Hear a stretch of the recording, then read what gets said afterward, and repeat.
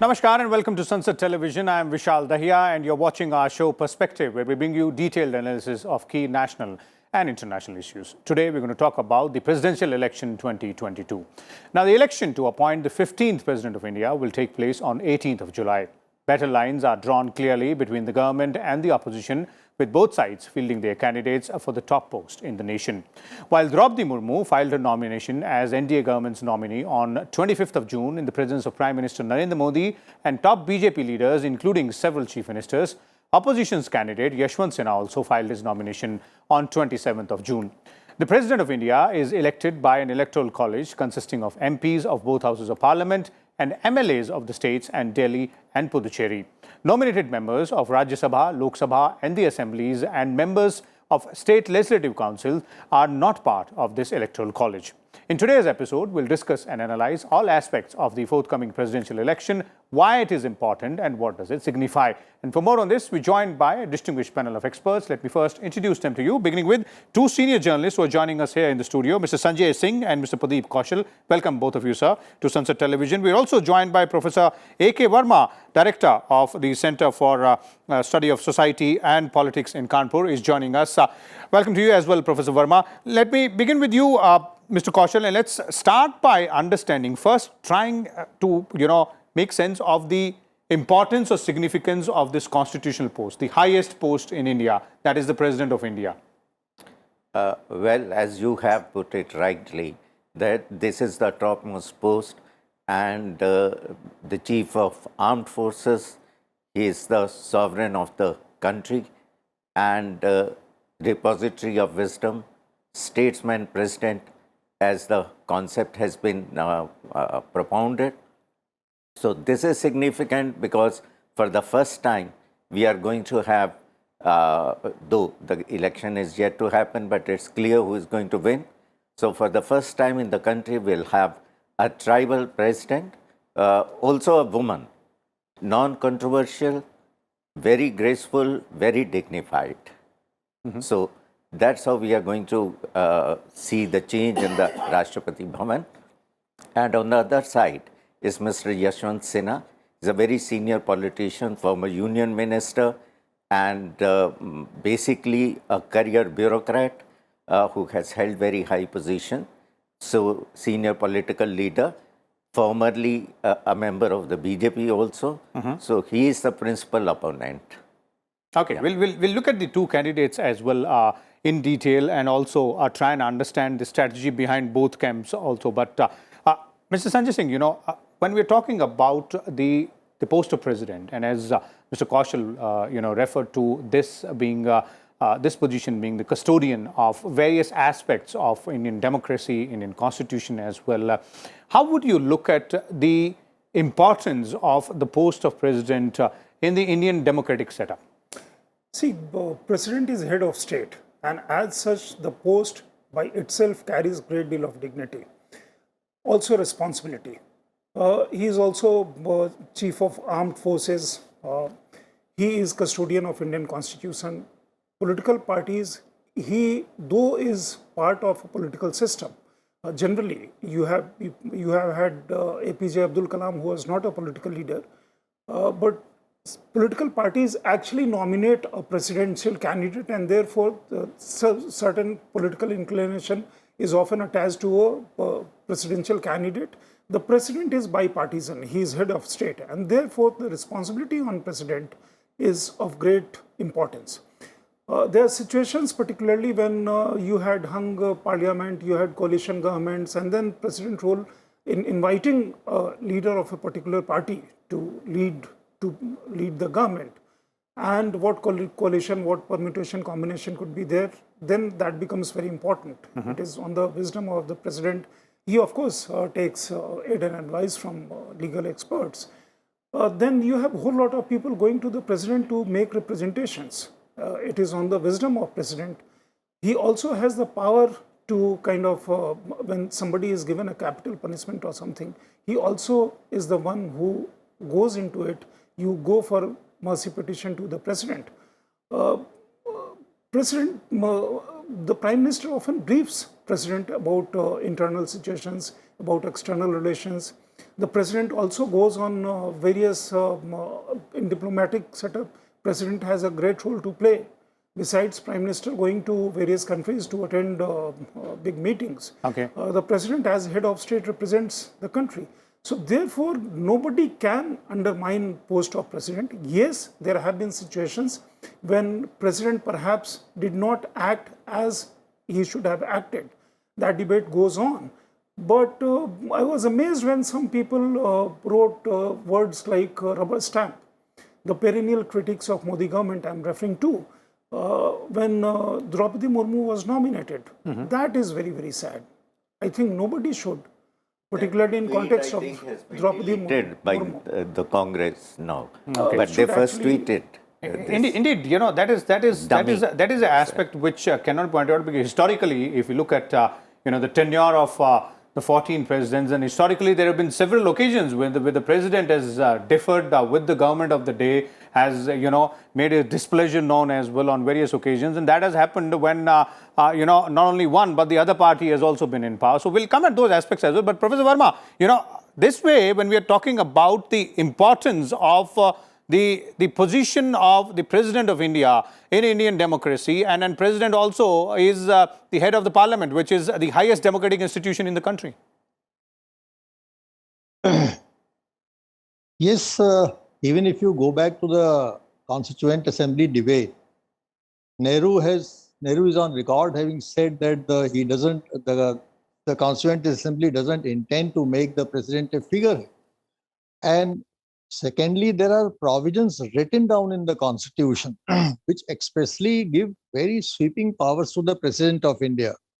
And this dichotomy, that we have written something for the President, but we don't expect the President to exercise those powers except on the recommendations of the Council of Ministers. I mean, here is a very delicate balance in the parliamentary democracy, because we are founded on the tradition of parliamentary democracy, mainly the British parliamentary democracy, where we expect the head of the state to be a figurehead acting simply on the advice of the Prime Minister. But at the same time, you know that our constitution writes the oath of the president, where he is supposed to preserve, protect, and defend the constitution. This is a very important thing which most of the analysts they miss. And because of this fact that the president is duty bound and oath bound to preserve, protect, and defend the constitution, he just cannot be expected to be a figurehead and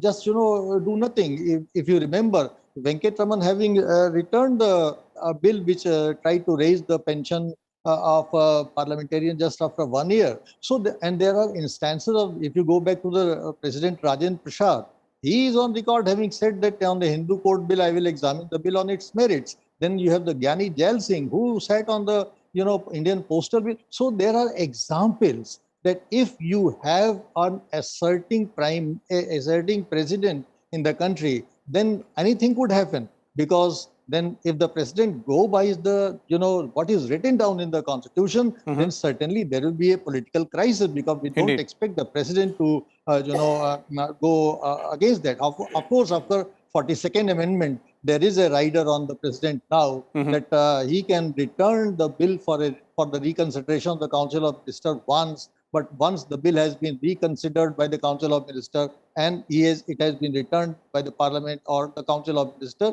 then he is duty bound to sign it. So we are trying to balance, that role, that because a person who is also the supreme commander of the country, a president is also who has all the executive power vested in of the union vested in him, a president who is also the head of the legislature, so he has emergency powers. He has so many powers given by the constitution, and then you expect as president to be a figurehead.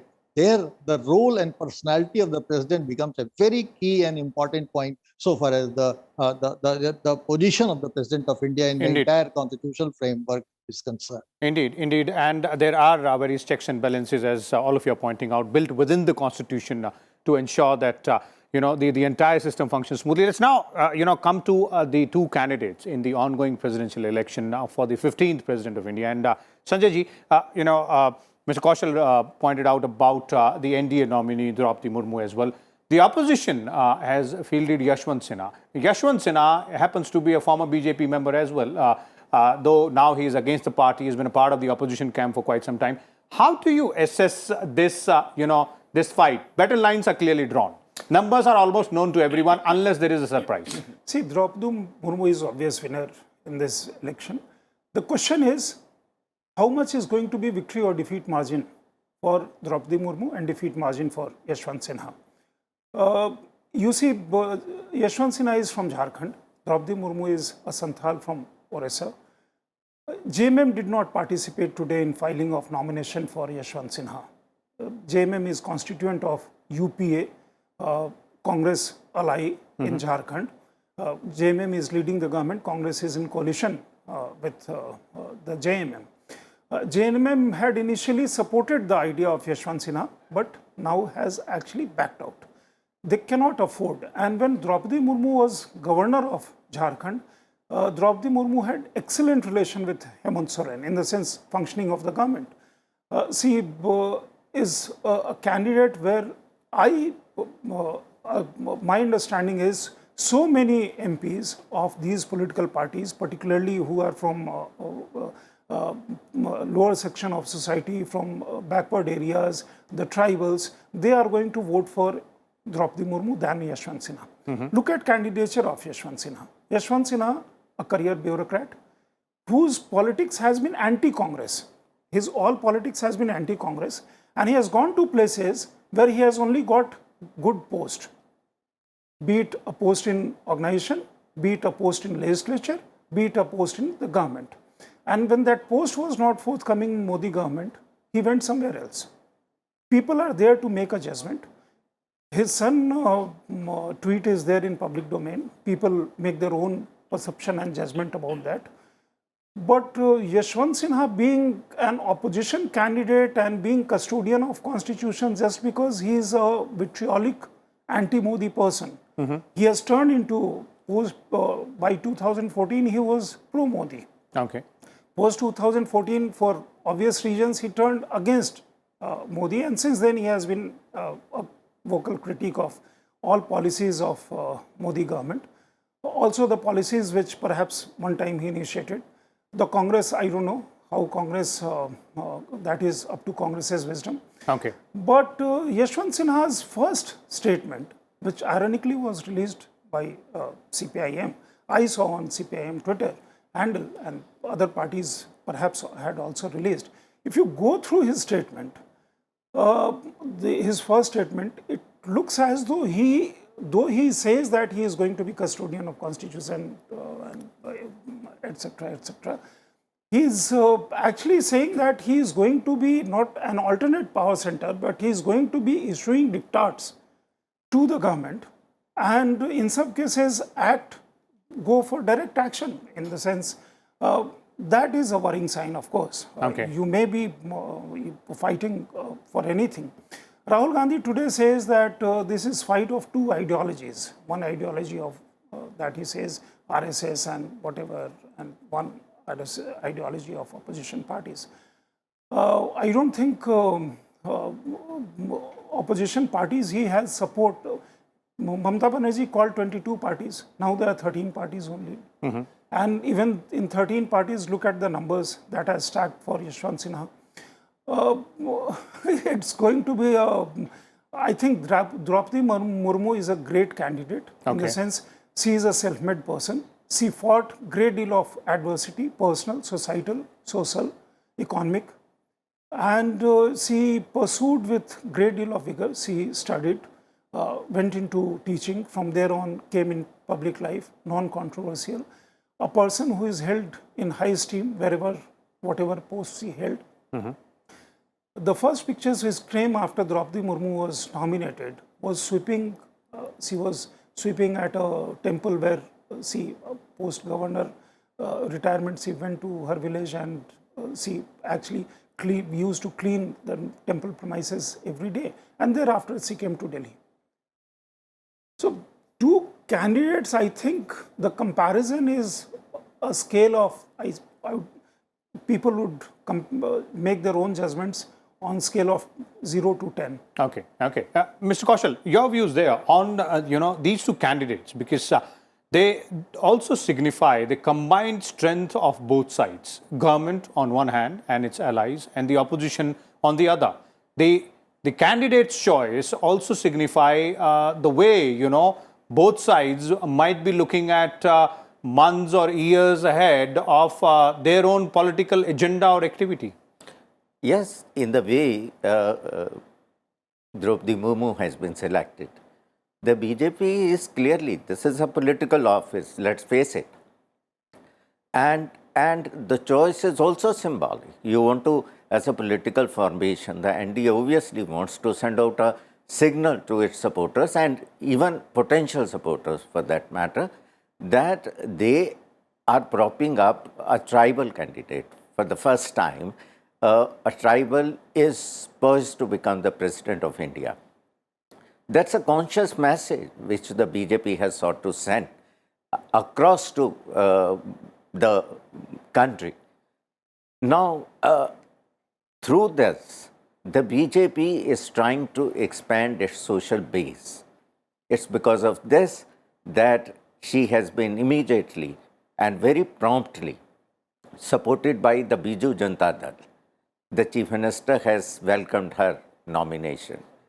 Then you have and mind you, he is not a member of the NDA. Then YSR Congress, they have backed her candidature. So two big political parties, important in their own way, they have backed her candidature and they are outside the NDA. There are other formations, as Sanjay ji pointed out, that GMM will find it difficult to oppose her. The Akali Dal has not said anything yet.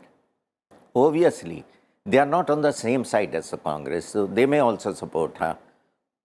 Droupadi Murmu's vote share, ultimately, it is going to surprise everybody. A lot more people who have not come into the open yet, they are going to support her. Okay, okay. Professor Verma, we are talking about the choice of candidates here. And, these two candidates who are in the fray this time around, and this choice of candidates in every presidential election signify a lot about what the both sides are trying to convey to the larger electorate and, of course, to, as Mr. Kaushal is pointing out, to their future allies perhaps as well. So how would you assess the choice of candidates this time around, both from the government and from the opposition's camp? Well, the choice of candidates certainly is very important, not only for the political parties, but also for the nation, because the president of India is supposed to be the first citizen of the country. And every citizen in the country is very keenly looking for those choices. It is a little unfortunate in our country that the disclosure of presidential candidate takes place only at the nick of the time, a few days before the nomination actually starts, or in the last hours. In American election, if you see, the choice of the presidential candidate is very democratic, open, and is they are given a lot of time to canvass. Here, the secrecy about everything is shrouded in the mystery about the candidate, and the political party their top leaders, they decide who will be the candidate. So the people have no choice in that. That is one thing which troubles me a little bit. The second thing is that by bringing in Droupadi Murmu as the presidential candidate, BJP has very loudly and very clearly unfolded its strategy, which the party has been following since 2014 when Prime Minister Modi came to the helm of affairs in the country. And that is that the party is absolutely going for constituency transformation. Okay. Now, if you correctly remember, this BJP at the national level was getting just 12 to 13%, 14% votes. In Uttar Pradesh, it was getting 12 to 14% votes. And therefore, there was a time when the party, just got 7% votes in 1984 when the party started in 1980. So traveling from 7% vote share to now 40% vote share at the national level is something which very clearly speaks about the constituency transformation. And this constituency transformation would not take place unless you will take inclusive politics in your board. And this is the strategy which the BJP has followed, and they have completely transformed their constituency, because these lower sections of the society, they give you the numbers, and democracy is a game of the numbers. If you lose in the numbers, then you are lost. You are out of power. So I see personally that the BJP is in on the constituency transformation drive since 2014 very successfully, and they have been able to rope in these marginalized sections of the society. That is one.